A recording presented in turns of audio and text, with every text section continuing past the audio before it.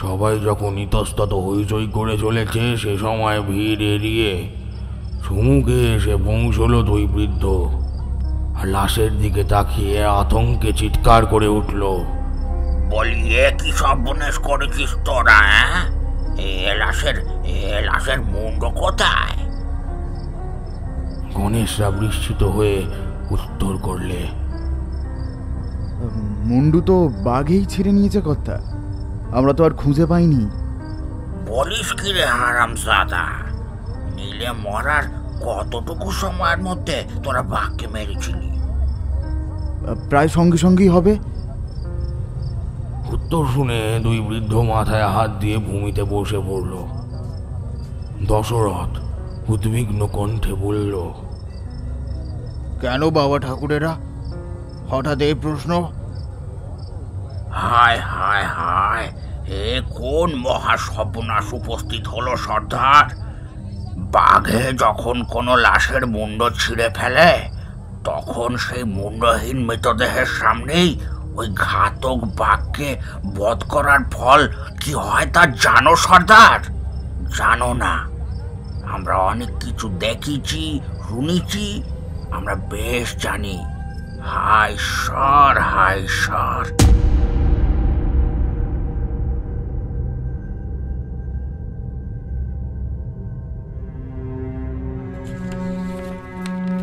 Viva cafe আজ আপনাদের জন্য নিয়ে এসেছে সৌমিকদের কালীগুণিনের গল্প। আজকের গল্প কালীগুণিন ও বাঘামুড়ার আতঙ্ক। কালীগুণিনের চরিত্রে নিহারেন্দু ব্যানার্জি। শুরু হচ্ছে আজকের গল্প কালীগুণিন ও বাঘামুড়ার আতঙ্ক।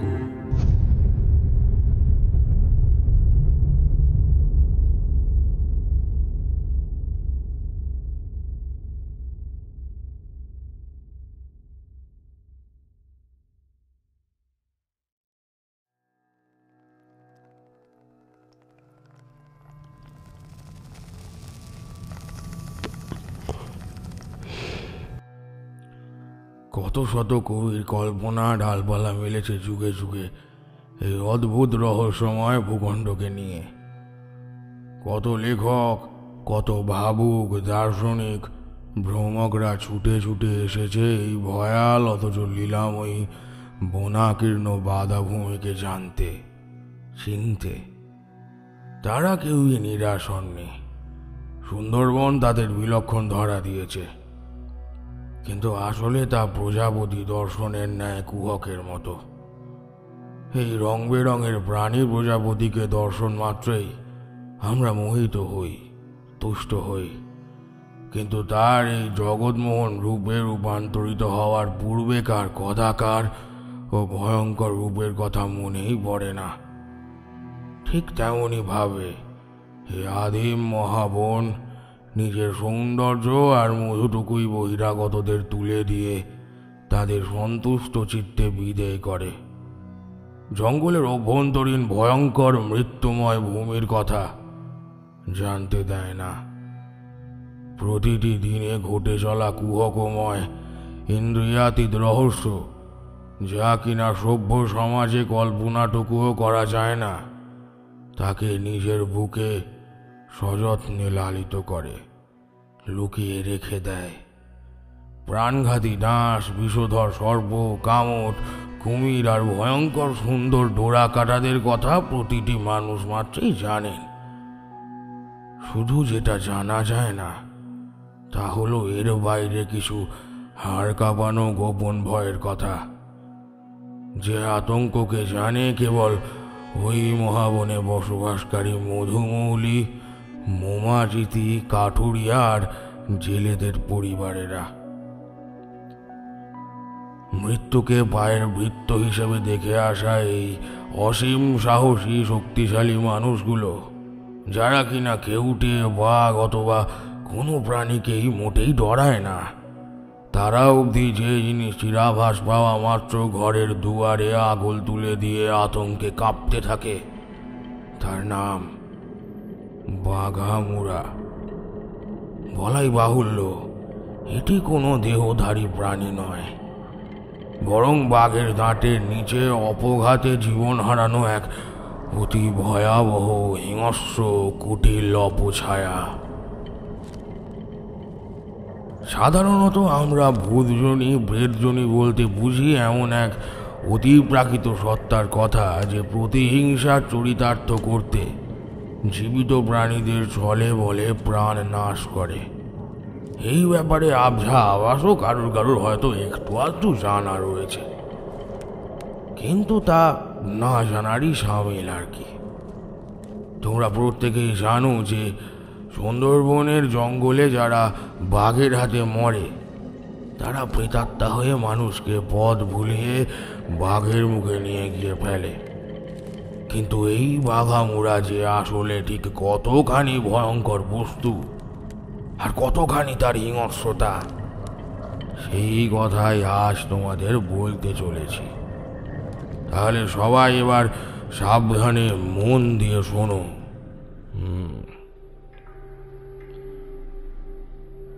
সুন্দরবনের আদি বনের বুক বিদীর্ণ করে যে সকল ছড়ানো ছিটানো গাঁগুলি রয়েছে সেগুলির কোনোটিরই পরিসর তেমন বড় নয়। এক একটা গাঁয়ে আন্দাজি ওই 20-22 ঘর আবাদি। কোনোটা মধুমৌলিদের গাঁ, কোনোটা বা মোম সংগ্রহকারী মোমা চিটিদের আবাদ, একটা ধরো শুধুই ছেলেপাড়া, এই রকম আর কি। তা এখন যেখানটা তুমি দাঁড়িয়ে রয়েছ সেটাই হলো বেনাচিতিগঞ্জ। একত্রে 7-7টি গ্রাম মিলিয়ে তৈরি হয়েছে বেনাচিতি নামের এই বড় মাপের গঞ্জ। হোগলামারি, মধুবাটি, বুলতা, হিজলপোঁতা, বিবির থান, বিধবা পল্লী আর কাঁকড়াঝোড়া, এই 7টি মাঝারি দ্বীপ।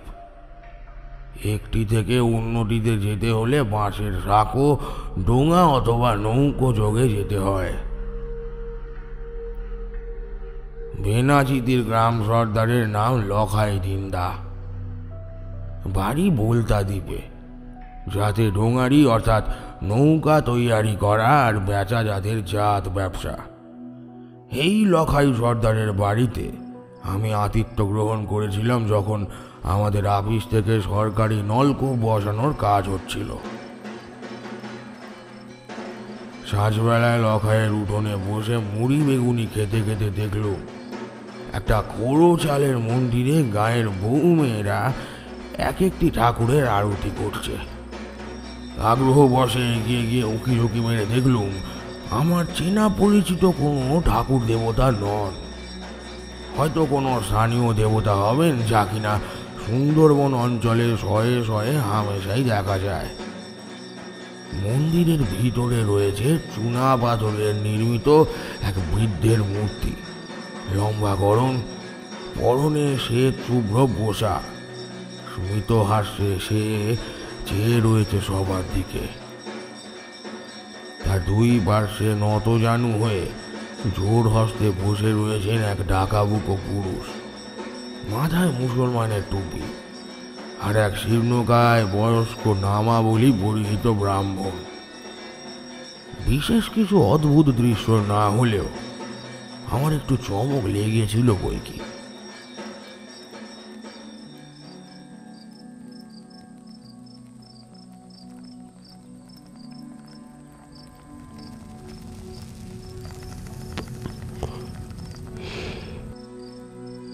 রাত্রে শয়ন করার সময় তামুক সেবা করতে করতে আমি লখাইকে শুধলাম, আচ্ছা সর্দার, তোমার দেউরির বাইর পানে যে একখানা মন্দির মতো দেখলুম, ওখানা কোনো ঠাকুরের বিগ্রহ? এঘে কথা, ওখানা বলা হয় কালী মন্দির। বলো কি হে? আমি এই বলে খুব একচোট হেসে নিলুম। ওই নাকি মা কালীর মন্দির, তবে কালী মায়ের বিগ্রহ কোথা? লখাই এবার ক্ষুণ্ণ হয়ে জবাব দিল, এগে কথা, ওখানা যে কালী মায়ের মূর্তি সে কথা তো একবারের তরেও কইনি। আমি কয়েছি এই মন্দিরকে আমরা অনেক পুরুষ ধরেই কালী মন্দির কয়ে আসছি, আর মন্দিরের এই বিগ্রহ বহু যুগ ধরে পূজা পেয়ে আসছে। আমার ঠাকুরদার বাপের আমল থেকেই এই নামে ডাকা হয়ে আসছে। কারণটা আমি কইতে পারি না, তবে ছেলেবেলায় দাদা মশাইয়ের মুখে আমি অনেকবার একটা গল্প শুনেছিলাম। এখনো গায়ে কাঁটা দেয় সে গল্প মনে পড়লে। মেঘ না চাইতেই জল, এমনিতেই অচেনা জায়গায় এই সাত তাড়াতাড়ি শুয়ে পড়লেও ঘুম আসতো না, তার মধ্যে আবার গল্পের গন্ধ পেয়ে যার পর নাই উৎসুক হয়ে লখাইকে কইলাম, বলো বলো সর্দার, আমিও শুনতে চাই সেই ঘটনা। বিষয়বস্তু তেমন সরেশ বুঝলে কলকাতায় ফিরে সেই গপ্প ছাপা বইতে ছাপাবোখন। তোমার নামও রইবে তাতে বিলক্ষণ, বুঝলে? লখাই একটু ইতস্তত করছে লক্ষ্য করে হেসে কইলাম, আরে কোনো অসুবিধা নেই, তুমি আমার সামনেই ওটা খেতে পারো। লখাই আশ্বস্ত হয়ে একটা বিড়ি ধরিয়ে কেরোসিনের টেমির আগুনটা সামান্য উস্কে দিয়ে মৃদু কণ্ঠে বলতে শুরু করলো, আর আমি হাঁ করে বিস্মিত হয়ে শুনতে থাকলাম সেই ভয়ঙ্কর অবিশ্বাস্য ঘটনার কথা। লখাইয়ের যে বাড়িটায় আমরা এখন বসে রয়েছি, আজ থেকে ৮০ বছর পূর্বে এ বাড়ির কর্তা ছিলেন দশরথ দিন্দা, লখাইয়ের ঠাকুর দাদার পিতা। এক হিসেবে তিনি গোড়াপত্তন করেন এই গঞ্জের। সে যাই হোক, সেই কালে এই এলাকার অভিভাবকই বলো, সর্দারি বলো, আর দণ্ডমূর্তের কর্তাই বলো, সব ছিলেন ওই দশরথ সর্দার। তার সেই সময়ে হঠাৎ করে এই বরগনায় ডাকাতের উপদ্রব খুব বেড়ে গেল। নেহাতি বাবুরা লাঠি ছুঁড়ে মানুষ মারাই নয়, বরং বড় বড় নৌকা অবধি লুটপাট হতে আরম্ভ করলো। ইংরাজ বাহাদুরের কর্মচারীরা বার দিনে চোখ রাঙিয়ে যাওয়ার পরে গ্রামের লোকেরা একজোট হয়ে দল তৈয়ারি করে নজর রাখতে শুরু করলো। কিন্তু বহুদিন যাবৎ কোনো সুরত সন্ধান পাওয়া গেল না। অবশেষে দৈবই উপায় করলেন। একদিন কেমন করে যেন আগুন লেগে গেল নীলাম্বর মাঝির বাড়িতে। সে সময় গৃহকর্তা শহরে কি যেন কাজে গিয়েছিলেন। পাড়াপড়শিরা পেতলের ঘরা ঘরা জল ঢেলে সেই ভয়ানক অনল চক্র নিভিয়ে আনল, এবং পুড়ে ভেঙে পড়া কেরোসিন কারের দরজার ফাঁক দিয়ে দেখা গেল ঘরের ভিতরে মাটির তাকে রাখা রয়েছে ৩-৪খানি পুঁটুল।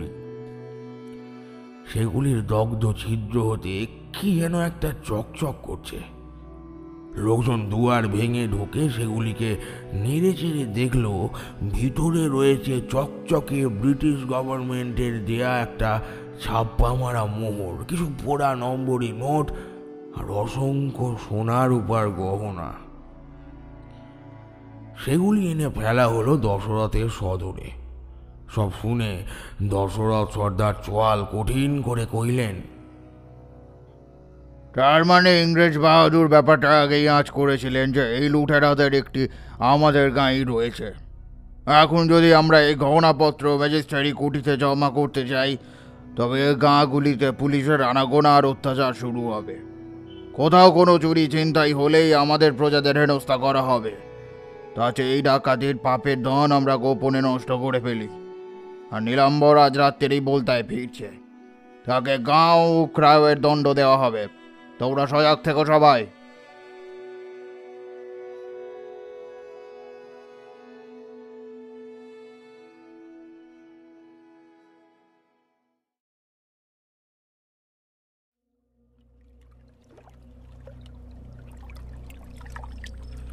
সেই রাত্রেই সর্দার দশরথ বৃদ্ধ পুরোহিত ফটিক ঠাকুর আর বিবিধান ঘাটের পাটনি করিমউদ্দিন মিলে একটা সরু ডোঙাতে চেপে সেই পুটুলি ভর্তি গয়নাগাটি সঙ্গোপনে বিসর্জন দিয়ে এলো মাতলা নদীর খরস্রোতা প্রবাহের মধ্যে। এবং আরেকটি দল রাত্রির আন্দাজ ওই ৯টা নাগাদ সদরঘাটের থেকে পাকড়াও করে নিয়ে এলো ছদ্মবেশী ডাকাত নীলাম্বর মাঝিকে। দশরথ সর্দার ক্রোধে কাঁপতে কাঁপতে সর্বসমক্ষে তাকে 100 ঘা বেত্রাঘাত করে গাঁও ঘোড়ার দণ্ডে জারি করল। এই গাঁও ঘোড়া দণ্ড হলো অভিযুক্তদের নির্জন দ্বীপে নির্বাসিত করা, আর কোনোদিন তারা পূর্বের বাসস্থানে প্রত্যাবর্তন করতে পারত না। ঠিক হলো পর দিবসেই নীলাম্বরকে সাগর পাড়ের বাজা জলার শেষ দ্বীপ লোনাঝড়ের জঙ্গলে ছেড়ে আসা হবে। তা সেই নিয়ে নীলাম্বরের বিশেষ ভয় ছিল না। আর ডাকাতির আরও কিছু সম্পত্তি আত্মীয়দের গৃহে গচ্ছিত রয়েছিল তার। সেসব নিয়ে কলকাতা শহরে বেচলেও বহু অর্থ হাতে আসবে। কিন্তু বিপদ এলো অপর দিক থেকে। সেই রাত্রিরেই গাঁয়ের সকলে শুনতে পেল আবঝা আবঝা বাঘের হিংস্র গর্জন। সাগর পাড়ের দিকে বাঘ বেরিয়েছে। কথায় বলে সুন্দরবনের ডোরা কাটাদের গর্জনে শক্তিমান পুরুষেরও হৃদযন্ত্র বন্ধ হয়ে যায়। সেটি নেহাতি কথার কথা নয়। বাস্তবিক যারা এই হিংস্র বজ্রনাদি শব্দ নিজের কানে শুনেছেন তারা জানেন এ সময়ে বড় বড় গাছপালাও তীর তীর করে কাঁপতে থাকে। এই ডাক শুনে নীলাম্বর প্রমাদ গুনল আর দশরথের পায়ে আছাড় খেয়ে পড়ল। সাজা মকুব করেন কথা,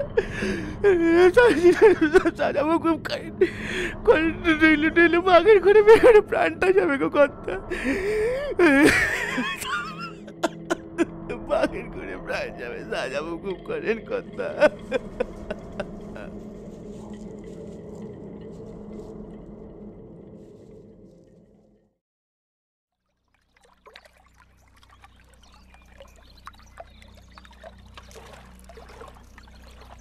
পরের দিন করিমউদ্দিনের নৌকাতে চেপে নীলাম্বর, গণেশবর, ফটিক ঠাকুর, বিশে মাঝি আর 2-1 জন লোক রওনা দিল চর লোনাঝড়ের দিকে। বিচারে দোষীর কসুর মাপা হয়নি। নীলাম্বর কাঁপা কাঁপা পায়ে চরের মাটিতে নেমে ভয়ে ইতি উতি চাইতে চাইতে ঠক ঠক করে কাঁপতে থাকলো। তাকে বাকিরা প্রবোধ দিয়ে বলল যে সে যেন বিকেল ইস্তক কোনো বড় গাছে চড়ে বসে রয় এবং বিকেলের মুখে যখন এই দিক দিয়ে কোনো পাটোয়ারি বা মানোয়ারি নৌকা যাবে তখন যেন তাতে চেপে দূরে গাঁয়ে চলে যায়। এরা যখন নৌকা চালিয়ে ফিরতে শুরু করেছে আর নীলাম্বর সহজেই চড়া যায় এমন একটি গাছের সন্ধান চালাচ্ছে, ঠিক সেই সময় ঘটে গেল অঘটনটা। সাগরের ঢেউ যে ডাঙা ডুবুর উপরে আছড়ে পড়ছে তার সামনের অন্ধকার ঝোপটার থেকে ভেসে এলো একটা চাপা ঘর ঘর জান্তব শব্দ। আর পর মুহূর্তেই আকাশ বিদীর্ণ করা গর্জন করে নীলাম্বরের উপরে ঝাঁপিয়ে পড়ল সুন্দরবনের ত্রাস। একটা বিরাট বিরাট আকারের ডোরা কাটা বাঘ। নৌকার আরোহীরা চকিতের মধ্যে দেখলো নীলাম্বর আর বাঘের মধ্যে ঝটাপটি বেঁধে গিয়েছে। আকুল আর্তনাদ আর আক্রোশ মাখা হুঙ্কার চলতে চলতেই গণেশবর একটা কাজ করে বসলো।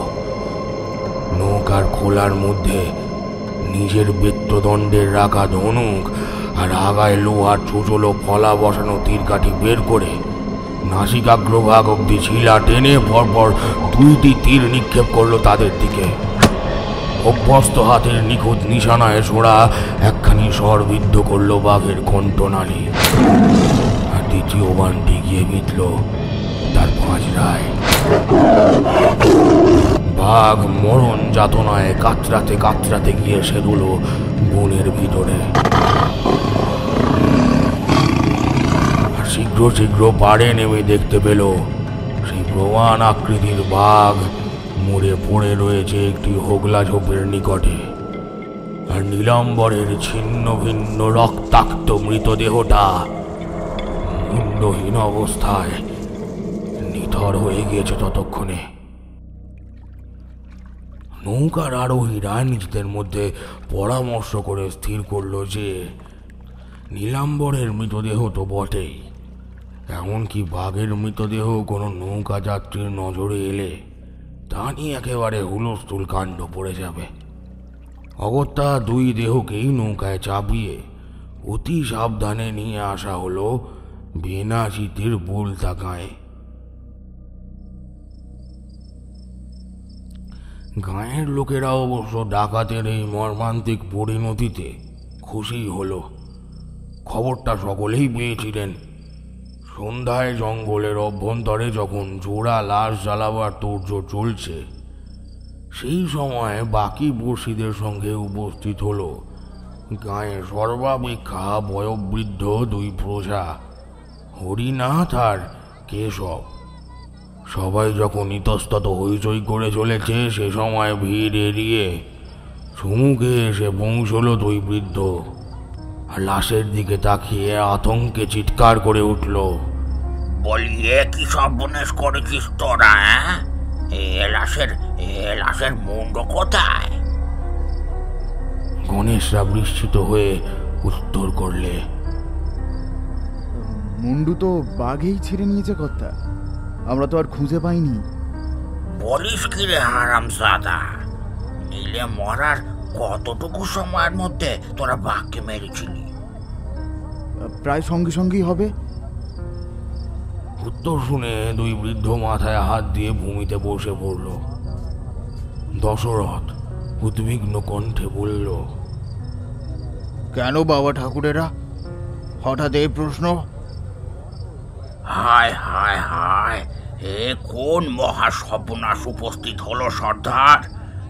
বাঘে যখন কোনো লাশের মুন্ড ছিঁড়ে ফেলে, তখন সেই মুন্ডহীন মৃতদেহের সামনেই ওই ঘাতক বাঘকে বধ করার ফল কি হয় তা জানো সর্দার? জানো না? আমরা অনেক কিছু দেখেছি, শুনেছি, আমরা বেশ জানি। হায় ঈশ্বর, হায় ঈশ্বর! দশরথ শুধু নয়, উপস্থিত প্রত্যেকটি গ্রামবাসী ব্যাপার বুঝে ভীষণ ভয়ে কেঁপে উঠল। তারাও বাপ ঠাকুরদার নিকট বাঘামুড়ার ভয়ঙ্কর গল্প শুনেছে বটে, কিন্তু এতখানি তারা তলিয়ে দেখেনি এত সময়। সন্ধ্যা হতে না হতেই যে যার গৃহে প্রবেশ করে আগুন এঁটে দিল। উপর্যুপরি 6টি দিন পার হবার পরে যখন মানুষের মনে বেশ কিছুটা সাহস আর ভরসা ফিরে এসেছে, তখনই হঠাৎ 7 দিনের দিন প্রথম নৃশংস হত্যাকাণ্ডটা ঘটে গেল। করিমউদ্দিন ছিল গাঁয়ের পাটনি, কিন্তু তার বেটা রফিক মৌলিদের সঙ্গে মিলে মধু সংগ্রহ করে ব্যস্ত। তা সেদিন রফিক বাকি 8-10 জন মধুমৌলির সাথে গিয়েছিল পীরখোলার জঙ্গলে মৌ খুঁজতে। দলের দলপতি হাতিম সকলকে নিয়ে খাঁড়ির কিনারা বরাবর এগুতে থাকলো। চোখ তাদের গাছের মাথায় মাথায় মৌচাকের পানে। একটা সরেস খলসে ফুলের চাকের ঘ্রাণ পেলেই কাজে নামবে তারা। সকল ফুলের চাইতে খলসে ফুলের মধুর চাহিদা আর আস্বাদ দুই অধিক। তোমাদের গল্প বলার শুরুতে যে করেছিলাম সুন্দরবনে ছত্রে ছত্রে চাপা রহস্য লুকিয়ে থাকে, তা কিন্তু মিশে নয়। এই বনে অনেক কিছু লক্ষ্য করে মেনে চলতে হয়। যেমন ধরো, তুমি বনের পথ দিয়ে পথ চলছো, হঠাৎ বলা নেই কওয়া নেই একখানা শুকনো গাছের ডাল তোমার সামনে এসে পড়ল, কিংবা ধরো পথ চলতে চলতে অকারণেই তোমার মাথাটা একটু চক্কর খেয়ে উঠল। এইসব ক্ষেত্রে তোমরা কিন্তু পথ চলতেই থাকবে, অথচ সুন্দরবনের আদি বাসিন্দারা কিন্তু আর এক পাও এগুবে না। তা এই মৌলিদের মধ্যেও একটি সংস্কার রয়েছে যে কোনো কোনো বাঘের আত্মা নাকি শিকারকে আকৃষ্ট করার উদ্দেশ্যে মানুষের মতো কণ্ঠ করে এনিয়ে বিনিয়ে ডাকতে থাকে। সে ডাকে সাড়া দিলেই সর্বনাশ উপস্থিত হয়। তাই এরা অথবা কাঠুরিয়ারা জঙ্গলে কখনোই নিজেদের মধ্যে কথা কয় না, বরং একটা বিশেষ ইঙ্গিত সূচক কু দিয়ে ইশারায় কথা বলে। সারা দিনমান টুকিটাকি মধু আহরণ করার পরে সূর্যদেব যখন সাগরের কিনারায় শয্যা পাতবার আয়োজন করেছেন, সে সময় দলটা বাড়ি ফেরার তোড়জোড় করতে লাগলো। লবণাক্ত কালো মাটির পাড় দিয়ে হেঁটে আস্তে আস্তে যখন মোটামুটি নৌকা থেকে আর হাত 30-এর দূরত্ব বাকি রয়েছে, সেই সময় রফিকের কানে এলো বহু মানুষের কোলাহল। সে থমকে দাঁড়িয়ে পড়ল। এই জলা জংলার মধ্যে এত মানুষ কোলাহল করছে কেন? রফিক কান খাড়া করে বুঝতে পারল বেশ বড় একদল মৌলি ওদিকে কোথাও খোলসে মধুর সন্ধান পেয়েছে। তারা নিজেদের মধ্যে বলা বলি আর আক্ষেপ করছে যে সন্ধ্যা নেমে যাওয়ার জন্য অর্ধেক মধুও সংগ্রহ করা গেল না। রফিকের মনটা আনন্দে নেচে উঠল। খোলসে মধু খুব কম করে ধরলেও এক পালি মধুর মূল্য অন্তত 1-1.5 টাকা। আজ আর মধু নেবার সময় নেই, কিন্তু লুকিয়ে জায়গাটা চিনে আসতে পারলে কাল বাকিদের নিয়ে এসে সবটা লুটে নেওয়া যাবে। রফিক লোভে পড়ে এক পা করে জঙ্গলের ভিতরে এগুতে থাকলো। বিশাল বিশাল গাছপাড়ার চূড়ায় তখন অন্ধকার জমাট বাঁধা শুরু হয়েছে। কিছুটা এগিয়ে ঝোপঝাড়ের ফাঁক দিয়ে তার নজরে এলো কমসে কম 20-22 জনের একটি দল মাঠে জটলা করে কথা কইছে। এইদিকে রফিকের দলটি নৌকাতে উঠেই সভয়ে আবিষ্কার করলে যে গুনতিতে একজন কম পড়েছে। তারা কু দেবার নিয়ম ভেঙে রফিকের নাম ধরে চিৎকার করে হাঁকডাক শুরু করলো, আর রফিক আন্দাজি যে জায়গায় থাকতে পারে সেসব দিকে দল বেঁধে খোঁজ শুরু করলো। রফিক তখন নিবিষ্ট চিত্তে ঝোপের পাড়াপাড়ে লুকিয়েছিল। হঠাৎই কানে এলো নিজের দলের লোকজনের হাঁকডাক। সে বিরক্ত হয়ে তাদের আওয়াজ করতে মানা করার জন্য 2 পায়ে গিয়ে যেই বাঘটার কাছে ঘুরতে যাবে, এমন সময় তার কানে এলো পাশের হোগলা ঝোপে খসখস শব্দ। গাঁয়ের ছেলে সে, বনে বাদারে মানুষ, জঙ্গলের আতিপাতি সব শব্দের মানে তার মুখস্থ। সে পরিষ্কার বুঝল যে ওই ঝোপে কোনো বড় মাপের জানোয়ার কাপটি মেরে রয়েছে। রফিক খুব আস্তে আস্তে পিছু হতে শুরু করলো। উদ্দেশ্য অপর পক্ষের ওই মধু মৌলিদের কাছাকাছি পৌঁছানো, হোক তারা বিপক্ষের লোক, কিন্তু এত মানুষের সাড়া পেলে অন্তত কোনো হিংস্র পশু কাছে আসবে না। বেশ কয়েক পা ঝোপের দিকে নজর রেখে পিছিয়ে গিয়ে সে চোখ ফেরালো পিছনের দিকে, আর হতভম্ব হয়ে দেখলো যে একটুক্ষণ পূর্বেও যেখানে কমসে কম 20 জন মানুষ ছিল, সেই এলাকা এখন ধুধু শূন্য, একটা জনপ্রাণী নেই। তবে কি মনের ভুল? অসম্ভব। সে সচক্ষে এত সময় যাবৎ এদের চলাফেরা দেখেছে, আবার তাদের ফিরতে হলেও তার সামনে দিয়ে ফিরতে হবে। অপর কোনো রূপ পথ নেই। তবে কোন মায়াবীর মায়া বলে সব শূন্য হয়ে গেল। আকাশ পাতাল ভাবতে ভাবতে হঠাৎ তার চোখে পড়ল দূরের রাস্তা দিয়ে তার দলের মৌরীরা তাকে খুঁজে চলেছে। আনন্দে দিশেহারা হয়ে রফিক চিৎকার করে উঠল, সর্দার! হাতিম সর্দার আর তার দলবল চোখে ভীষণ করে দেখলো রফিক প্রাণপণে ছুটছে তাদের দিকে। কিন্তু কয়েক পা এগুতেই পাশের ঝোপের থেকে লাফিয়ে বেরিয়ে এসে দাঁড়ালো বিকট আকৃতি একটা ভয়ঙ্কর মূর্তি।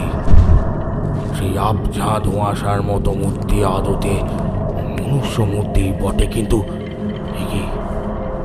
সে মানুষের মতোই সামান্য ঝুঁকে দাঁড়িয়ে রয়েছে, কিন্তু তার মুন্ডস্থানে বসানো রয়েছে এক ভয়ঙ্কর বাঘের মুখ। এ যে মুখোশ নয় তার ভুলে দিতে হয় না। ঝকঝকে মারণ দাঁতের পাটি বেয়ে লালা ঝরছে একটু একটু করে। জন্তুটার হাতের আগায় লম্বা লম্বা বাঁকানো নখ, বাঘ নখ, পায়ের পাতাও তদ্রূপ। সে বিকট একটা গর্জন করে ঝাঁপিয়ে পড়ল, বিস্ময়ে হতবাক হয়ে দাঁড়িয়ে থাকা রফিকের উপরে।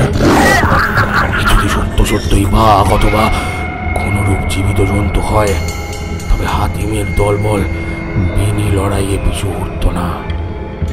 কিন্তু এটা কি? কি এটা? বাঘামুড়া! হাতিম মস্ফুট স্বরে এইটা উচ্চারণ করা মাত্র দলের লোকেরা পাগলের ন্যায় জলে ঝাঁপিয়ে পড়ে মরিয়া হয়ে হাতর পাথর করে এসে উঠল নৌকাতে। আর উন্মাদের মতো নৌকা বেয়ে পালাতে পালাতে তীরের দিকে তাকিয়ে দেখলো রফিকের ছিন্ন ভিন্ন দেহাবশেষ পড়ে রয়েছে মাটির টিলার উপরে। জঙ্গলের অনেক ভিতর থেকে সহসা আকাশ বাতাস কাঁপিয়ে এক তীক্ষ্ণ হুঙ্কার ভেসে এলো।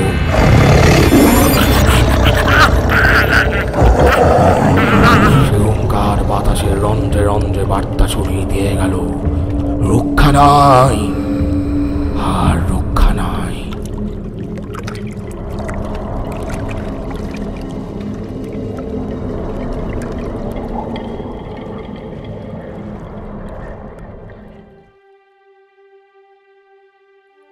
গাঁয়ে এ কথা চাউর হওয়া মাত্র ভীষণ আতঙ্ক ছড়িয়ে পড়ল। এই একটি জিনিসকেই এ তল্লাটের লোকেরা সাক্ষাৎ জমের মতো ভয় পায়। করিমউদ্দিন তার জোয়ান পুত্রকে হারিয়ে পাগলের মতো হয়ে উঠল। রান্না খাওয়া বন্ধ করে সারাদিন বুক চাপড়ে আল্লাহর নাম নিয়ে কেঁদে চলে। গ্রামের লোকজন দ্বিপ্রহরে এসে কিছু কিছু খাবার দাবার দিয়ে যায় বটে, কিন্তু রাত্রির হলে ঘর থেকে আর সচরাচর বেরোতে দেখা যায় না।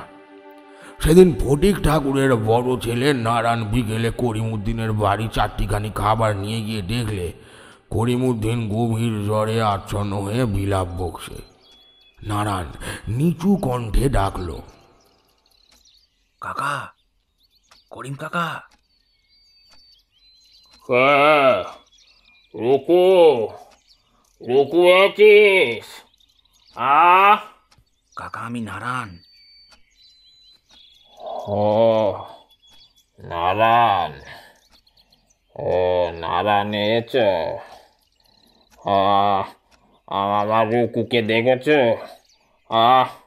চৌপর বর খুঁজে বেড়াচ্ছি, কোথায় গেছে সে জানো? কোন থেকে খুঁজছি,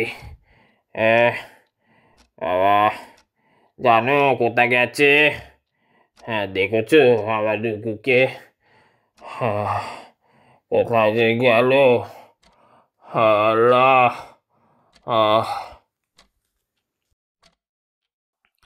নারায়ণ কিন্তু রফিকের বড় ভালোবাসত রফিককে। নারায়ণ ছোট থেকেই শাস্ত্র, রামায়ণ, মহাভারতের অন্ধভক্ত। এ সকল ধর্মগ্রন্থ তার কণ্ঠস্থ বিষয়। সে মাঝে মধ্যেই দুপুরে বা সন্ধ্যায় গাঁয়ের শিশু আর বালকদের কাছে রামায়ণ মহাভারতের নানান গল্প শোনাত। রফিক মুসলমান হয়েও এসব কাহিনী শুনতে ভীষণ ভালোবাসত। মাঝে মাঝেই সেই দলে এসে বসে থাকত সে। আর সেই পুত্রকেই হারানো এই অসহায় পিতার দুর্ভাগ্যে তার চোখে অশ্রু ভরে এলো।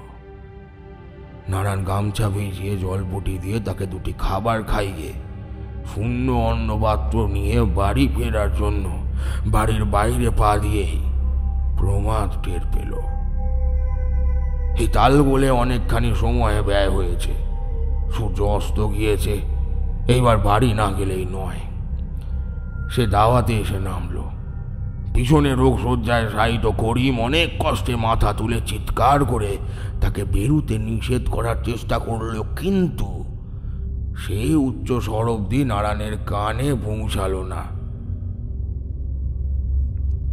যে বাতাস করিমের সতর্কবার্তা বহন করে নিয়ে আসছিল, সে সহসা কাউকে দেখে যেন পরিবর্তন করলে। কোনো কুহকের মায়ায় দুইজনার মাঝখানে এক অদৃশ্য প্রাচীরের সৃষ্টি হলো। একটু ইতস্তত করে ইষ্ট নাম স্মরণ করে আঁকা বাঁকা মেটে পথে বাড়ির দিকে পা বাড়াল ফটিক ঠাকুরের ছেলে। পথের দুই পার্শ্বের সব কয়টি গৃহই নিঝুম। হয়তো এখনই সকলে ঘুমিয়ে পড়েনি, কিন্তু সারা শব্দ তেমন একটা নেই। চলতে চলতে একটা সময়ে নারায়ণের হঠাৎই মনে হলো তার পিছনে পিছনে কেউ যেন তাকে লক্ষ্য করতে করতে এগোচ্ছে। ঠিক অকাট্য যুক্তি নয় বটে, তবে তবে কোনো একটা অনুভূতি যেন তাকে সতর্ক করে দিল যে পিছনে ভীষণ একটা বিপদ দাঁড়িয়ে রয়েছে। এই অস্বস্তিকর পরিস্থিতির মধ্যে দিয়েই সে বাঁশের সাঁকোটা পার হয়ে বিবির ধান গাঁয়ের সীমান্তে চলে এলো। এবার শুরু হচ্ছে তার নিজের গাঁ বলতা। চলতে চলতে মহাদেব দাসের গোয়ালের পাশ দিয়ে যাওয়ার সময় চমকে গেল নারায়ণ। গোয়ালের গরু বাছুরগুলো হাম্বা হাম্বা করে ভয়ে চেঁচামেচি শুরু করেছে, দড়ি ছিঁড়ে ফেলতে চাইছে।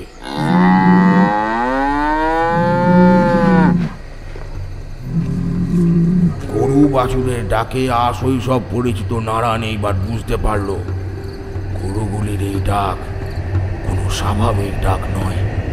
তারা অতি ভয়ানক কোনো একটা কিছুকে দেখেছে বা গন্ধ পেয়েছে বা বুঝতে পেরেছে। ভয়ে তার সর্বশরীরে কাঁটা দিয়ে ঘরমাক্ত হয়ে উঠল। গা পাষাণের ন্যায় গুরুভার বোধ হলো। সে অতি কষ্টে ভয়ে ভয়ে পিছন দিকে ঘাড় ঘোরালো আর প্রচন্ড ত্রাসে তীব্র একটা চিৎকার করে উঠল।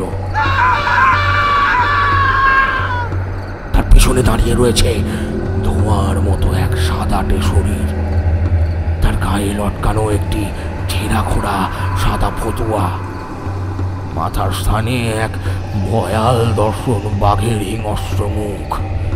সে মুখ নারায়ণের দিকে লোলুপ দৃষ্টিতে চেয়েছে, ঠোঁট চেটে চলেছে।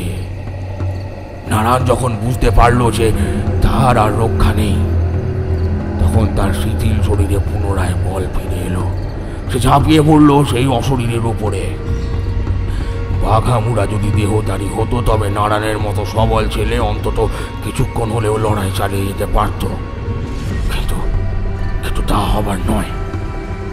প্রেতাত্মার দেহ বাতাসের মতো পুড়ে সে আছড়ে পড়ল পথের উপরে।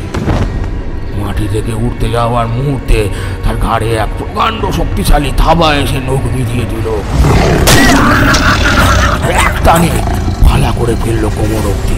তীব্র জিঘাংসায় আকাশের দিকে মুখ তুলে গগন বিদারী জান্তব গর্জন করে বাতাসে মিলিয়ে গেল সেই ঘাতক।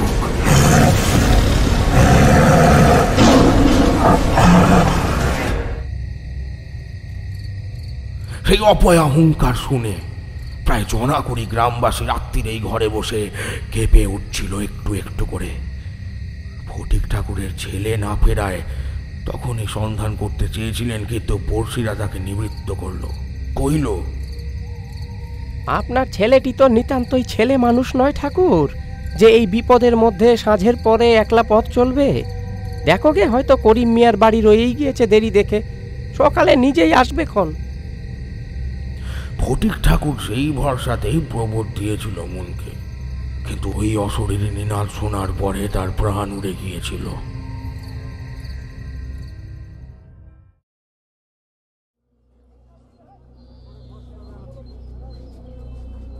সকালের আলো ফোটার সঙ্গে সঙ্গেই লোকজন নিয়ে রওনা দিয়ে ঠিক দাসবাড়ির পিছনে গিয়ে সকলে একেবারে হাতকে উঠল। গোয়ালের সম্মুখে পড়ে রয়েছে নারায়ণের হাত খাওয়া দেহটা। উপরটুকু ঘাড় হতে কোটি দেশ অবধি ফালা ফালা, নিচের অংশটিকে যেন পরিতৃপ্তির সঙ্গে বসে বসে খেয়েছে। পাশে ছড়িয়ে ছিটিয়ে রয়েছে কয়েকটি কালকের এঁটো বাসন কোসন। বৃদ্ধ ফটিক ঠাকুর আচ্ছন্নের মতো একমাত্র সন্তানের দেহের উপর আশ্রে পড়ে কাঁদতে কাঁদতে জ্ঞান হারালো। সেই দিনই বেনাচিতির ছেলে বুড়ো সমস্ত প্রজা মিলে আকুল হয়ে হত্যে দিল সর্দার দশরথের বাড়িতে। দশরথ বিষণ্ণ মুখে কইল,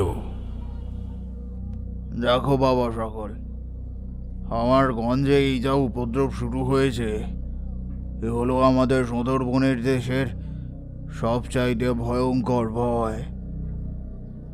আমাদের বাপ পিসেমা গল্পকথায় লোককথায় এই ভয়ের উল্লেখ বারংবার করে গিয়েছেন। এর থেকে পরিত্রাণের উপায় কি তার ব্যাপারে আমিও তোমাদের মতোই অজ্ঞ, কিছুই বুঝতে পারছি না। সদর উকিলের হাটে আমার ভাই বিনোদ থাকে, তাকে তোমরা চেনো। আমি এক্ষুনি গোপীগঞ্জের পোস্ট অফিসের থেকে তাকে টেলিগ্রাফের তার পাঠাচ্ছি। সে কি বলে একবার দেখি। কিছু না কিছু উপায় সে নিশ্চয়ই বের করবে। তোমরা তোমরা ভরসা হারিও না খালি। দুটি তরতাজা প্রাণকে হারানোর পরে গোটা গঞ্জে শোক এবং শোকের চাইতে অধিক আতঙ্ক ছড়িয়ে পড়ল। শুধু রাতের বেলাতেই নয়, দিনের বেলায়ও সুযোগ পেলে হানা দিতে থাকলো সেই ওত পেতে থাকা ভয়ঙ্কর অপদেবতা। মতির মা, হিরুবাড়ুজ্জে, পলাশ ঠাকুর সবাই মূল্য গায়ের চত্বরেই সন্ধ্যা রাত্রিরে। দিন দুপুরে মরতে লাগলো পেটের দায়ে জঙ্গলে ঢোকা মৌমাছিটি আর মৌলিদের দল। এর মাঝেই একটা মারাত্মক ঘটনা ঘটলো গণেশের পরিবারের সাথে। সেই গণেশ শিকারী যে বাঘটাকে তীরবিদ্ধ করেছিল, সেই গণেশের সাথে ঘটলো এক বিশ্রী কাণ্ড।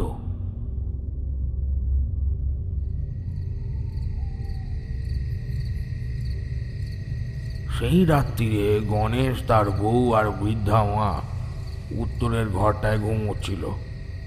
রাত আন্দাজ 8টা নাগাদ কিসের জন্য যেন গণেশের ঘুম ভেঙে গেল। প্রথমে ঠিক ঠাওর হয়নি, কিন্তু পরে মনে হলো বাইরের দিক থেকে কিসের যেন একটা চাপা আওয়াজ হচ্ছে। হাঁস মুরগিগুলো যেন ঝটপট করছে। এ গায়ে দশরথ দিনদার কড়া অনুশাসনে চোট্টরের বালাই সেরকম একটা নেই।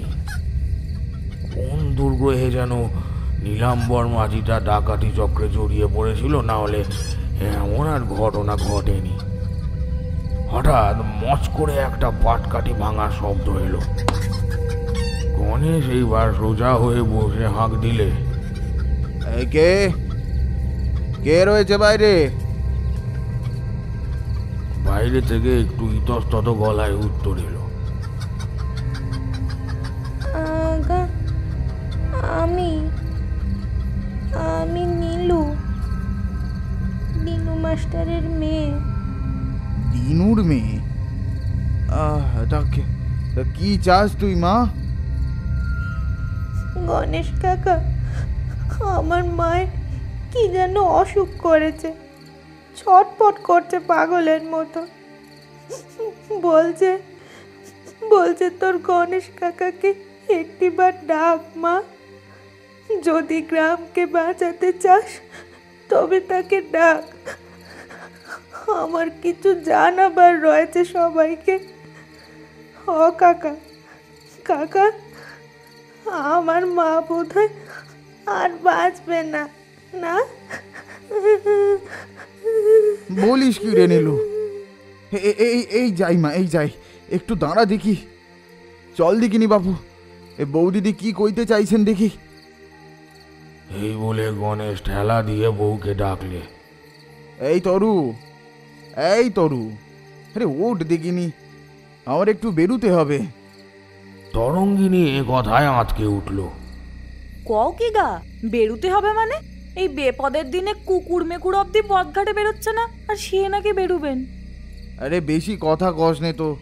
দিনে তার ছোট মেয়েটা এইছে বাইরে দাঁড়িয়ে রয়েছে, বৌদিদির অসুখ করেছে। কি জানো বলে যেতে চায় আমারে।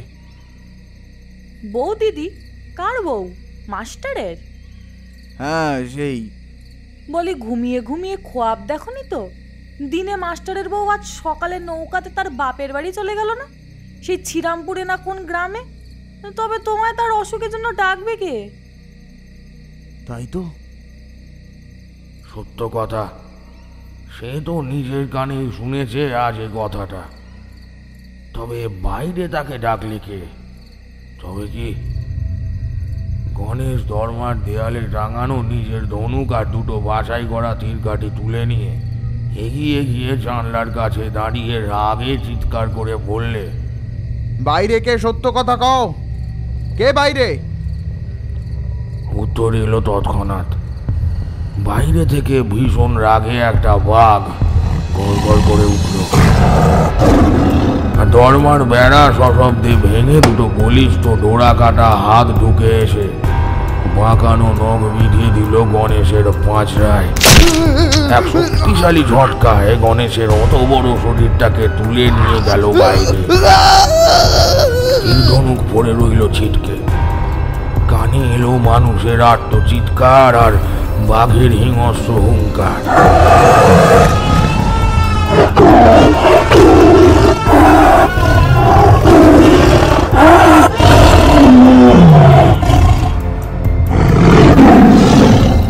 তরঙ্গিনী বেহুশ হয়ে ঢলে পড়ল বিছানায়। গণেশের বৃদ্ধা মা সম্বিত ফিরে পেয়ে হাউ মাউ করে কেঁদে উঠল।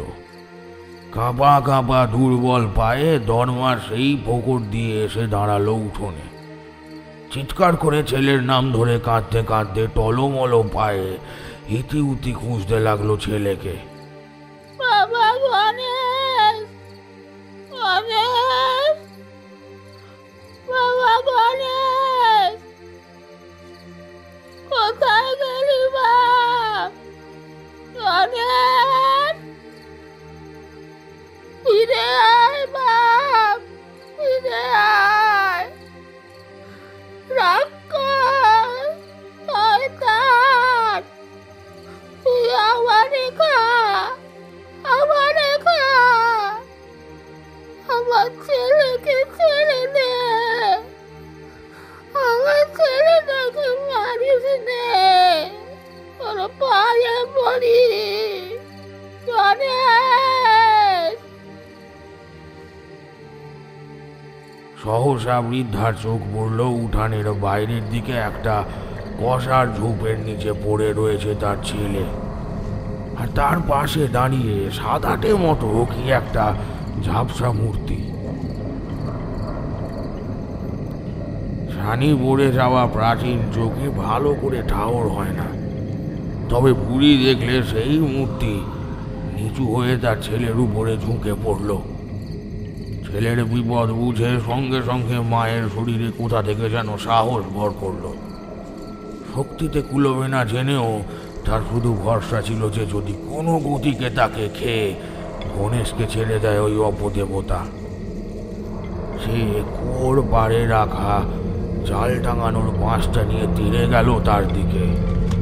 পায়ের আওয়াজ পেয়ে সেই মূর্তি মুখ ঘুরিয়ে নিজের হাতটা তুলে ধরল বৃদ্ধার দিকে, আর সঙ্গে সঙ্গে বৃদ্ধার শরীর অচল হয়ে গেল।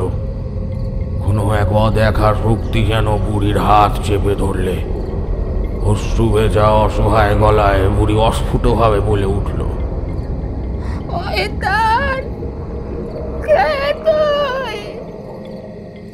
ব্রাহ্মণ, নাম কালীপদ মুখুজ্জে, নিবাস রায়দিঘরা। কালীপদ নিজের হাত নামালো আর সঙ্গে সঙ্গে বুড়ির অসাড় ভাব কেটে গেল। কালীপদ কইল, তোমাদের এদিগরের দশরথ দিনটা বলে কেউ রয়েছে? উকিলের হাটের তার ভাই বিনোদ বিহারী আমার পরিচিত। তার অনুরোধেই আমি টেলিগ্রাফ পেয়ে এসেছি। ইতিমধ্যে গণেশের জ্ঞানও ফিরে এসেছিল। তার গায়ের স্থানে স্থানে রক্ত বেরুচ্ছে। সে দুর্বল ভাবে কইল, জানিস মা, আমাকে সেই শয়তান ঘর থেকে তিনি বার করে এই অবধি হিঁচড়ে নিয়েই ছিল। ওরে ওরে, কি ভয়ঙ্কর সে চেহারা! যে বাঘখানাকে নিজের হাতে মেরেছি, সেই বাঘের মুন্ডুখানা বসানো রয়েছে নীলাম্বরের দেহে। আমাকে সাপটে ধরে যখন ঘাড়ে দাঁত বসাতে যাবে, ঠিক সেই মুহূর্তে এই ঠাকুর মশাই কোথা থেকে এসে চেপে ধরলো বাঘের কাঁধ। পিছন পানে তাকিয়েই সেই শয়তান এক লাফে আমাকে ছিটকে ফেলে সে পালিয়ে গেল।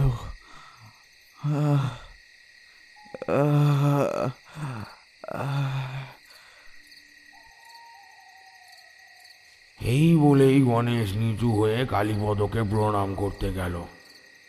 আরে আরে হতভাগা, করিস কি? খবরদার, পা ছুবি নে, আমি একদম পছন্দ করি নে। তা আমার একটা উপকার করতো, বিনোদের দাদার বাড়িটা একটু চিনিয়ে দে আমায়।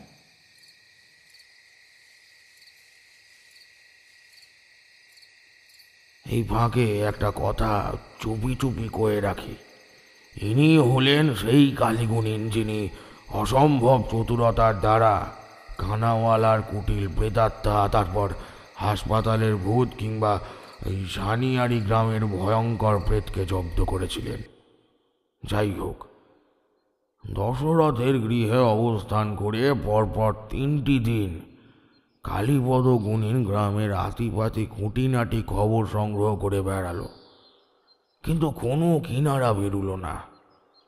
4র্থ দিন দ্বিপ্রহরে সর্দারের বৈঠকখানায় বসেছিল কালীগুণিন। তাকে ঘিরে অসহায় ভীত প্রজারা। কালীপদ বিষণ্ণ মুখে কইল, বাবারা, আমি 3 দিন যাবৎ অনেক চেষ্টা চরিত্র করলাম, কিন্তু কোনো উপায় খুঁজে পেলাম না। এই প্রেতাত্মা এক অতি ভয়ানক সত্তা। পুরাকালে জরাসন্ধ নামের এক রাজা ছিলেন। তিনি তার 2 মায়ের গর্ভে 2 খণ্ডে জন্মগ্রহণ করেছিলেন। তার বাপ তাকে মৃত ভেবে ফেলে দেন। অবশেষে জরা নামের এক রাক্ষসী ওই 2 খণ্ডকে কুহক মন্ত্রে জুড়ে প্রাণ দেন মহারাজ জরাসন্ধের। এই রাজা পরবর্তীকালে হয়ে ওঠেন ভয়ানক অত্যাচারী আর প্রজাপীড়ক। শেষে ভারত যুদ্ধের সময় মহারাজ ভীমসেনের সঙ্গে যুদ্ধ বাধে তার। ভীমসেন যখন কিছুতেই জরাসন্ধকে পরাস্ত করতে পারছেন না, তখন সর্বশাস্ত্র বিশারদ চতুর চূড়ামণি শ্রীকৃষ্ণ একটি তৃণকে মাঝখান থেকে ছিঁড়ে ভীমসেনের প্রতি ইশারা করেন, এবং সেই ইশারা বুঝে ভীম জরাসন্ধকে 2 পা ধরে ছিঁড়ে ফেলেন। মৃত্যু হয় অত্যাচারীর। এই বাঘমুরাও হলো এক শয়তান মানব আর হিংস্র ব্যাঘ্রের জোর কলম। প্রকৃতির অজ্ঞাত দুর্জয় কোনো এক অপশক্তির বলে জন্ম হয়েছে এই ভয়ঙ্কর শক্তির। এর মুন্ড আর দেহকে আলাদা করতে পারলেই একমাত্র এর বিনাশ সম্ভব। তবে জরাসন্ধ ছিলেন মানুষ মাত্র, তাই ভীমসেন তাকে পরাস্ত করতে পেরেছিলেন। কিন্তু এ তো হলো এক মৃত সত্তা, এক কুটিল প্রেতাত্মা। এর সাথে মানুষ লড়বে কেমন করে? এই যে ধরা ছোঁয়ার অতীত, স্পর্শই তো করা যায় না তাকে। তবে আমি না হয় সামনাসামনি থাকলে সাময়িকভাবে এই মন্তর টন্তর পরে একে একটু পিছু হটাতে পারি, কিন্তু 7-7টা গায়ে আমি একলা মানুষ উপস্থিত রইব কেমন করে বলো? গায়ের লোকজন বড় আশা নিয়ে এসেছিল। এহেন কথা শুনে তারা নিরাশ হয়ে পড়ল। তারপর দশরথ কাতর কণ্ঠে বলল, তবে কি একে জব্দ করার কোনো উপায় নাই ঠাকুর মশাই? এভাবেই আমার তিল তিল করে গড়া গঞ্জ শ্মশান হয়ে উঠবে। ওই শয়তানের কি কোনো নাশ নাই? শোনো সর্দার, প্রকৃতির নিয়মে তো কেউ কখনো অমর হয় না, নাশ অবশ্যম্ভাবী। কিন্তু এই বাঘমোড়ার প্রাণভোমরাটি ঠিক কোনখানে আর কি উপায় তাকে পাওয়া যায়, সেটি খুঁজে পাওয়া আবশ্যক। মানুষ হয়ে লড়াই করে প্রেতাত্মার সঙ্গে কখনো এঁটে ওঠা সম্ভব নয়। তুমি তো তাকে স্পর্শই করতে পারবে না, অথচ সে তোমাকে আঘাত করতে সক্ষম। যাকে ছোঁয়া যায় না তাকে মারাও যায় না সর্দার।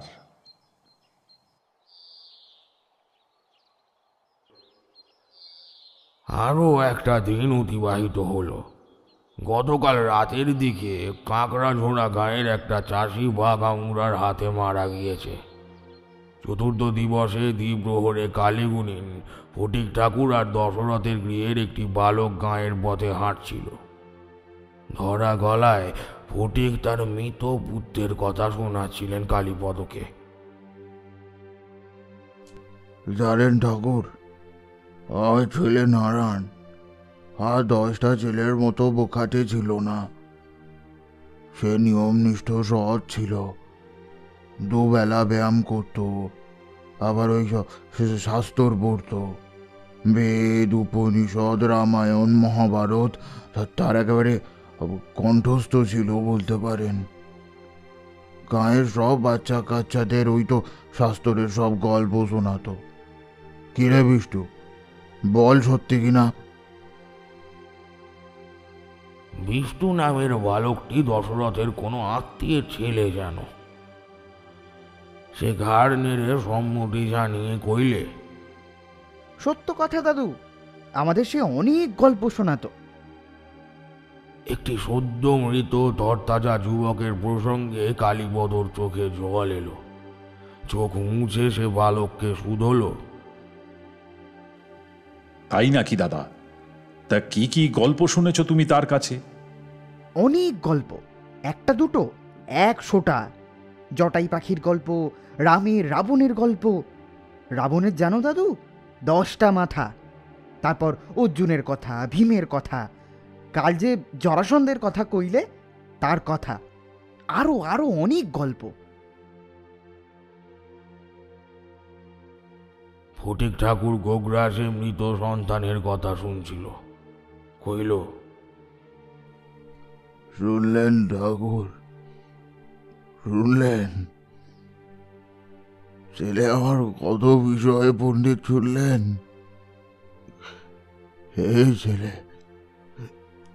এই ছেলে আমার একদিন ঠিক অনেক বড় মানুষ হবে, অনেক বড় মানুষ হবে আমার ছেলে।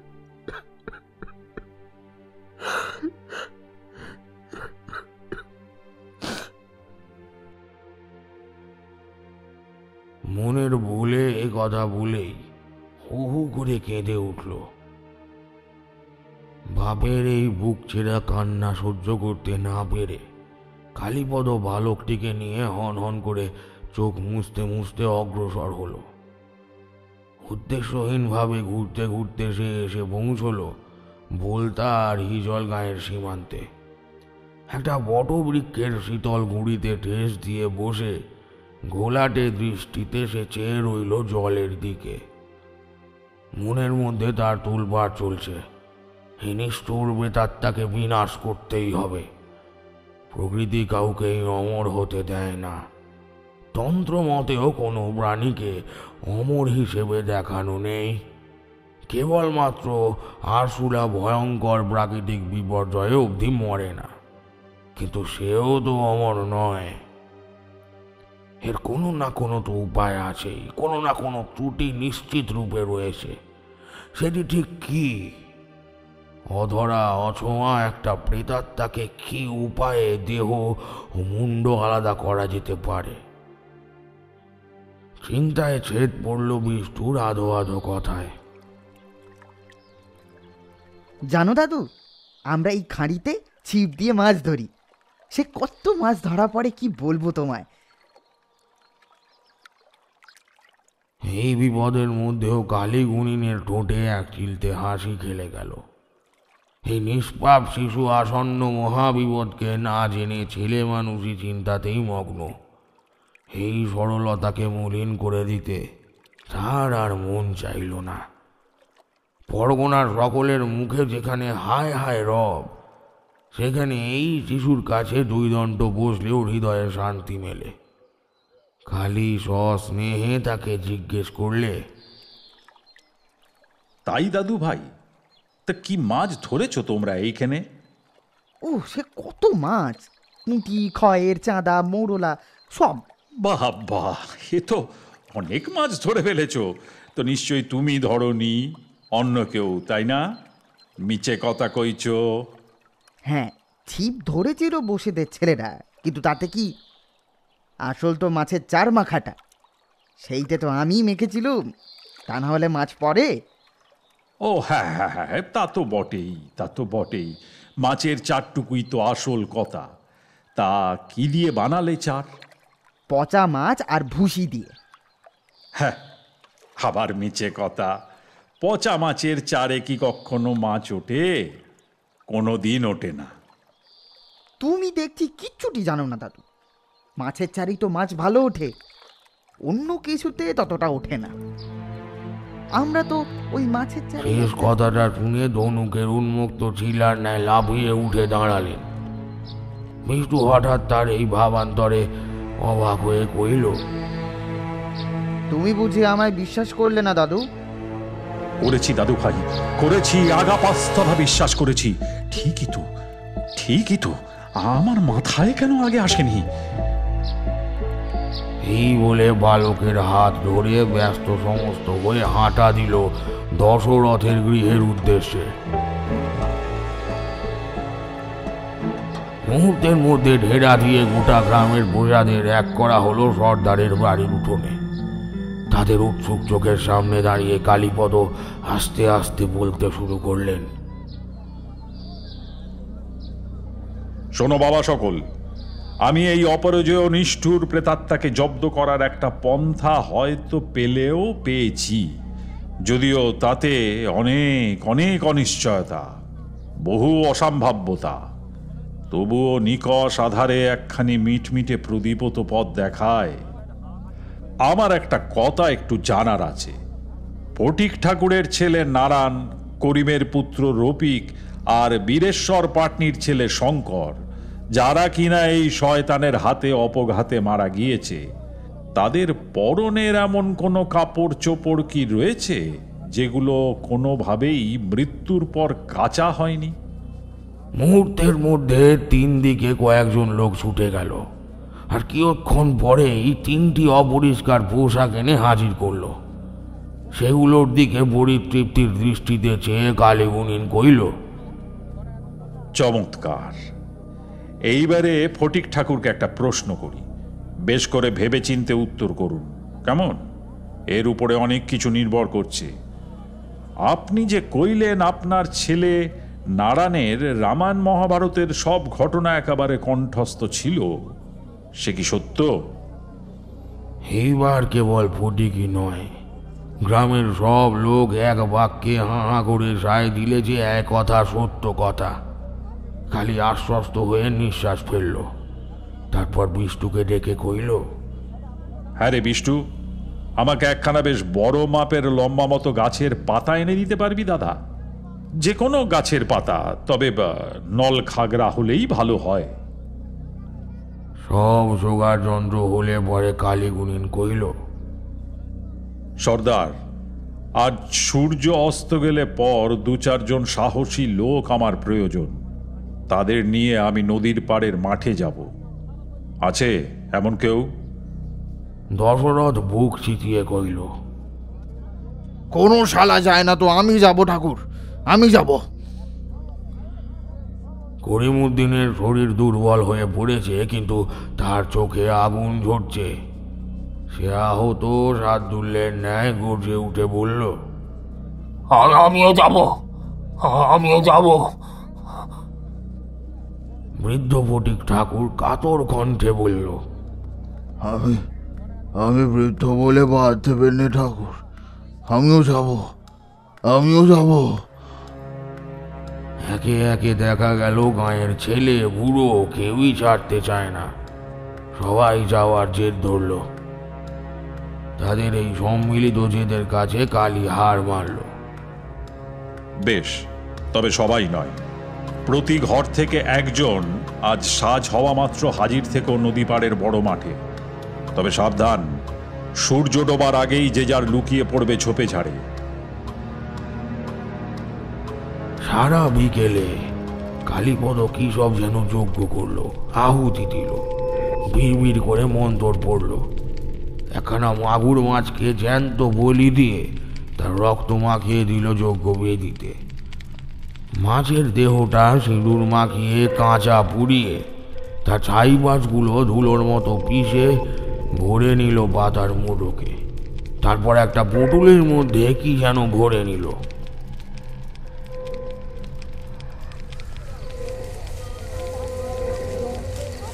সন্ধ্যার মুখে দুরু দুরু বুকে গঞ্জ উজাড় করে প্রজারা হাজির হলো নদীর প্রকাণ্ড মাঠটিতে। যে যার মতো গাছে উঠে অথবা ঝোপের মধ্যে আত্মগোপন করে রইল। কেবল কালীগুণীন দশরথ, ফটিক ঠাকুর, করিম আর গণেশ রইল আলাদা স্থানে। সূর্য যেন ভয়েই সেদিন তাড়াতাড়ি মুখ লুকালেন। চতুর্দিক কালো অন্ধকার হয়ে গেল। কালীপদ তার হাতের পুটুলি থেকে বের করল দুপুরে সংগ্রহ করা সেই একরাশ পুরাতন কাপড় চোপড়। তার নির্দেশ মতো গণেশ এগিয়ে গেল ফাঁকা মাঠের মধ্যভাগে।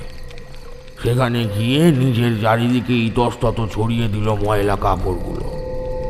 এবার অপেক্ষা, নিঃশব্দ নিঝুম প্রান্তরে অজানা অদেখা আততায়ীর আগমনের প্রতীক্ষা। আন্দাজি 1 ঘড়ি কি 1.5 ঘড়ি সময় পার হয়েছে। লুকিয়ে থাকা লোকজন মশা আর ডাঁশের উৎপাতে বিরক্ত হয়ে উঠেছে। ঠিক তখনই সমস্ত দলটা ধর করে কেঁপে উঠল বিভৎস এক বাঘের হুঙ্কারে।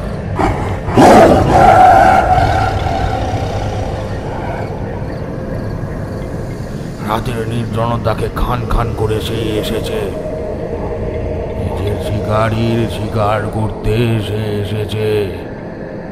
গণেশ যতই সাহসী পুরুষ হোক, চোখের সামনে অমন ভয়ঙ্কর নরবাঘের মূর্তি দ্বিতীয়বার দেখে সে কাঁপতে কাঁপতে চোখ বুঝে মাটিতে পড়ে গেল। বাঘামুড়া যখন ডলু বিমর্ষ চোখে ঠোঁট চাটতে চাটতে তার পড়ে থাকা নিজের হত্যাকারীর শরীরটার দিকে এগুচ্ছে, সেই সময় কালীগুণীন ঝোপের থেকে বেরিয়ে এসে গুরুগম্ভীর জলদ মন্ত্র স্বরে বলে উঠল, ওম রাঘো কেতুরাম যদা শরণাৎ কায়াহীনঞ্চ কায়াত দদেত মহাশম্ভৈ দেহা ঘোষানাম মুক্তাং অপচ্ছায়াং বিনাশায় শক্তি দেহি মে। এই বলে হাতের মুঠোয় থাকা এক মুষ্টি ছাই ধুলোয় চক্ষু মুদ্রিত করে সজোরে এক ফুঁ দিল। সেই ভয়াল প্রেত মূর্তি কালীপদর দিকে খরচোখে চেয়ে রয়েছিল। সহসা আকাশের বক্ষ বিদীর্ণ করে পরপারের কোনো অজানা লোক থেকে কান ফাটানো শব্দে বাজ পড়ল মাঠে ছড়িয়ে থাকা ময়লা কাপড়গুলির উপরে, আর সেই কাপড়গুলিতে আগুন ধরে গেল। সাময়িকভাবে চমকে উঠলেও বাঘামুড়া এবার ধীরভাবে ঘুরে দাঁড়ালো কালীগুণীনের দিকে। 1 পা 2 পা একটু একটু করে এগুতে এগুতে সবে ঝাঁপিয়ে পড়ার জন্য যখন সে তৈরি হচ্ছে, ঠিক সেই সময় অনেকগুলি বিকৃত ঘরে কণ্ঠস্বর কানে এলো আবার। গায়ের লোকজন হতভম্ব হয়ে বিস্মিত চোখে দেখল ওই আগুন লাগা কাপড়গুলির ধোঁয়ার কুণ্ডলি থেকে বেরিয়ে আসছে। ওরা কারা? ওরা কারা? নারায়ণ, রফিক, শঙ্কর, এ গাঁয়ের 3 ছেলে যারা বাঘামুড়ার জোয়ালের নিচে প্রাণ হারিয়েছে। ঠিক তারা নয়, তাদের অপভ্রংশ ছায়া মাত্র, ছিন্ন বিচ্ছিন্ন দেহাবরণ, কালো কালো রং, হাতের আগায় লম্বা ক্ষুরধার নখ, ঠিক যেন কোনো দৈত্য বিশেষ। তাদের চোখে জ্বলছে প্রতিহিংসার অনল। নারায়ণ ঝাঁপিয়ে পড়ল বাঘামুড়ার উপর। না, এইবারে আর বাতাস কেটে বসতে গেল না। তার হাত সজোরে ধাক্কা দিয়ে মাটিতে ফেলে দিল শয়তানটাকে। একে একে বাকি 2 জনও ঝাঁপিয়ে পড়ল। যে বিদেহী আত্মাকে মানুষ মোকাবেলা করতে অক্ষম, তার সাথে যুঝে চলেছে আজ 3 জন যুবক। তারাও বিদেহী। কালীগুণীনের অমোঘ মন্ত্র তাদের মৃত্যু লোকের ওপার থেকে টেনে এনেছে। অপর এক মৃত পাপাত্মাকে বিনষ্ট করার জন্য, যাকে ধরা ছোঁয়া যায় না। তাকে ধরতে পারে একমাত্র তারাই যারা নিজেরাও অধারা। বালক বিষ্ণু সত্য বলেছিল, মাছের চার দিয়েই মাছ ধরা যায়।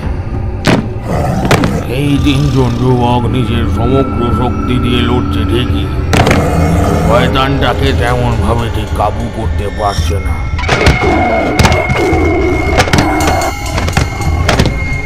একবার তিনজনায় মিলে বাঘামুড়াকে ধরাশায়ী করে, আবার বড় মুহূর্তেই সেই দানব ছিটকে ফেলে দেয় তাদের। করিম আর ফটিক নিজেদের মৃত সন্তানকে চোখের সামনে দেখে কান্না ভেজা গলায় প্রাণপণে ডাকতে থাকলো, কিন্তু তাদের যেন কোনো দিকেই মন নাই। তারা যেন বাপের ডাক শুনতেই পাচ্ছে না। কালীগুণীন দয়ার্দ্র চিত্তে তাদের বলল, লাভ নেই বাছারা, ওরা তোমাদের শুনতে পাচ্ছে না। আত্মারা দেখতে পায়, শুনতে পায় না। হঠাৎ এক সময়ে বাঘামুড়া তিন যুবককে ছিটকে দূরে ছুঁড়ে ফেলে দিল। তাদের শরীরে নিয়ে এসেছে। কালীগুণীন ধীর পায়ে এগিয়ে এসে দাঁড়ালো নারায়ণের কাছে। নারায়ণ ক্লিষ্ট চোখ মেলে অসহায়ভাবে তাকিয়ে রইল কালীপদর দিকে। কালীগুণীন কামিজের পকেট থেকে বের করলো বিষ্টুর তুলে এনে দেয়া নল ঘাগরার লম্বা পাতা। নারায়ণের দিকে পাতাখানি তুলে ধরে দুই হাত দিয়ে লম্বালম্বি চিরে ফেললো পাতাটাকে, আর দুই দিকে ছুঁড়ে ফেলে দিয়ে নারায়ণের দিকে তাকালো। মারা যাওয়ার পরে মানুষ সব ভুলে যায়, দেহের অনুভূতি ভুলে যায়, আবেগ, ভালোবাসা, ইচ্ছা, অনিচ্ছা সব বিস্মৃতির অতলে তলিয়ে যায়। শুধু মনে রয়ে যায় যা, তা হলো বিদ্যা। নারায়ণের বিস্মৃতির অতল থেকে একটা ঢেউ উঠে এলো। পাতা, ছেঁড়া পাতা। কে যেন কবে এমনই ভাবে কিছু দেখিয়েছিল, কোথায় যেন শুনেছিলাম। বাঘামুড়া এই ফাঁকে অবসর পেয়ে তাদের দেহগুলি এড়িয়ে হিংস্রভাবে দৌড়ে আসছিল কালীগুণীনের দিকে। নারায়ণের এগিয়ে পড়া দেহটা পেরিয়ে দৌড়ে আসার মুহূর্তে নারায়ণ হঠাৎ ক্ষিপ্র বেগে তার পা ধরে মারল এক হ্যাচকা টান। সে টান সামলাতে না পেরে বিশাল আকার দেহ নিয়ে হুমড়ি খেয়ে পড়ল সেই মূর্তিমান যম। মনে পড়েছে, সব মনে পড়েছে নারায়ণের। মহাভারত, জরাসন্ধ, ছেঁড়া ঘাস, যুদ্ধক্ষেত্রে শ্রীকৃষ্ণের দেখানো সেই অমোঘ ইঙ্গিত। নারায়ণের ইশারায় বাকি দুইজনও চড়ে বসলো বাঘামুড়ার শরীরে। নারায়ণ নিজের ধারালো নখ ঢুকিয়ে দিল নরবাঘের কণ্ঠনালীতে। গগন বিদীর্ণ করে চিৎকার করে উঠল সেই নিষ্ঠুর প্রেতাত্মা।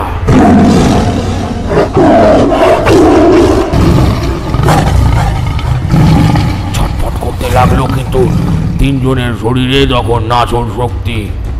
কিছুক্ষণ ধস্তাধস্তির পর শয়তানটার শরীর যেন এড়িয়ে এলো। তিনটি শক্তিশালী মরিয়া মানুষের প্রেতাত্মা তখন নিজেদের অকাল মৃত্যুর হিসেব চাইতে একজোট।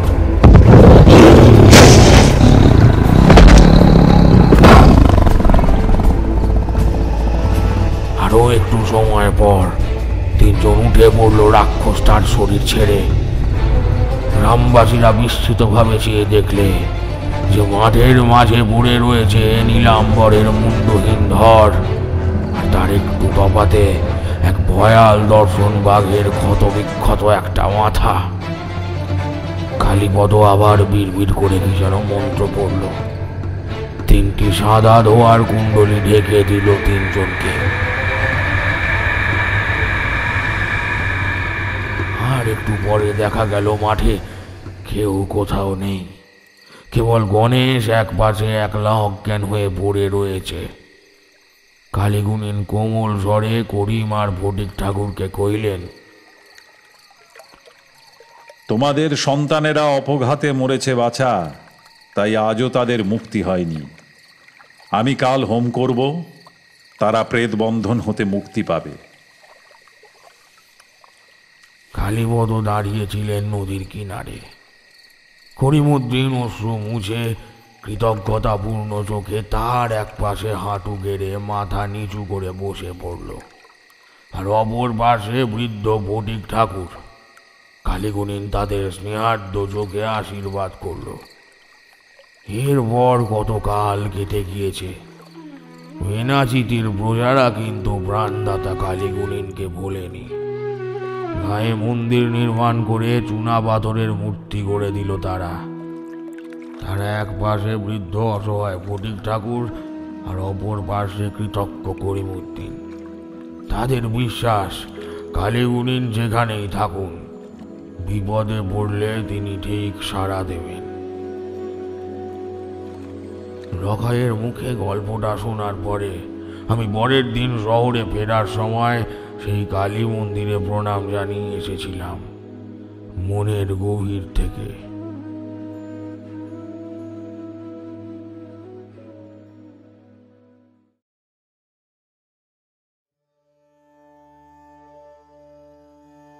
শুনলেন সৌমিকদের কলমে কালীগুণিনের রোমহর্ষক অলৌকিক থ্রিলার কালীগুণিন আর বাঘামুড়ার আতঙ্ক।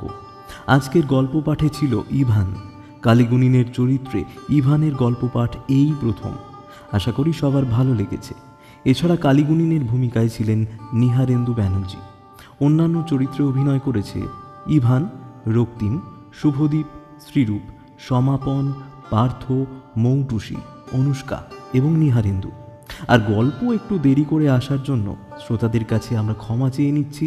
এবার থেকে পর পর এরকম ধামাকা স্টোরি থাকবে। শীঘ্রই আসতে চলেছে একটি ধামাকা অলৌকিক থ্রিলার সিরিজ, সাথে আরও নানা চমক। কিন্তু বড় প্রজেক্ট অনেকটা সময় এবং খরচ সাপেক্ষ, তাই শ্রোতাদের কাছে অনুরোধ, প্লিজ সাবস্ক্রাইব আর লাইক কমেন্ট শেয়ার করুন, নইলে আমরা উৎসাহ পাই না। যদি এই গল্প 20,000 লাইক পায় এবং 1 লক্ষ সাবস্ক্রাইবার হয়, আমরা শীঘ্রই আবার কালীগুণিন আনব। ভালো থাকবেন, অনেক অনেক ধন্যবাদ।